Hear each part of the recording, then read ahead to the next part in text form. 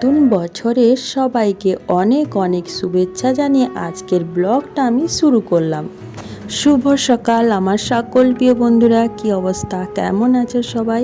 আশা করছি তোমরা যে যেখানে যে অবস্থায় আছো ভালো আছো, সুস্থ আছো।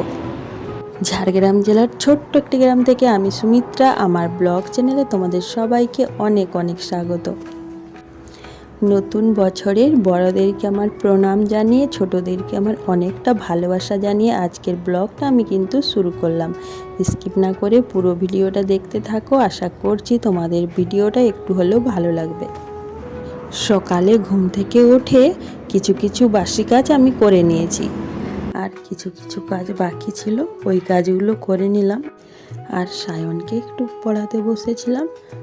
তারপর দেখো সমস্ত জামা কাপড়গুলো নিরমাতে ভিজিয়ে নিচ্ছি।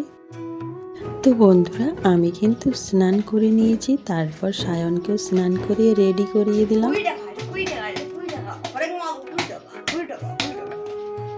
এই যে সায়ন হচ্ছে স্কুলে চলে যাচ্ছে, এরপর আমি ঠাকুরটা প্রণাম করে নিয়ে খেয়ে তারপর রান্না চাপাবো।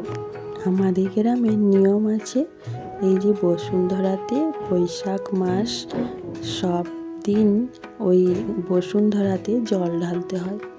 তারপর তো ভাতটা চাপিয়ে দিয়েছিলাম, ভাতটা নামিয়ে দেখো এই যে তরকারিগুলো করে নিচ্ছি।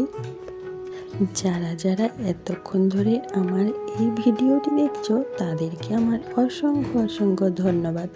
তবে যদি নতুন বন্ধু এসে থাকো তাহলে আমার চ্যানেলটা সাবস্ক্রাইব করে আমাকে বন্ধু করে নাও, বন্ধু করে আমার পাশে থেকো। আর পুরনো বন্ধুদের তো আমার অনেক অনেক ধন্যবাদ। এই বছরের প্রথম আজকে আমি চাটনি করছি বন্ধুরা, তো দেখতেই পাচ্ছ।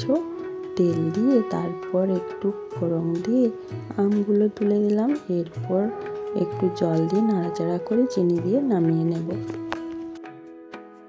রান্না আমার হয়ে গেছে বন্ধুরা, ভাত করলাম, শাক ভাজা করলাম, পটল আলু রান্না করেছি আর আমের চাটনি করেছি। আর এদিকে দেখো মা হচ্ছে আমগুলো আমশি করতে বসেছে। শুভ নববর্ষ বন্ধুরা, নতুন বছরে তোমাদেরকে অনেক অনেক শুভেচ্ছা জানাই। ভগবানের কাছে প্রার্থনা করি সবাই সুস্থ থেকো, ভালো থেকো আর সবার স্বপ্ন সত্যি হোক। আজকের ব্লগটা আমি এখানে শেষ করছি, সবাই ভালো থেকো।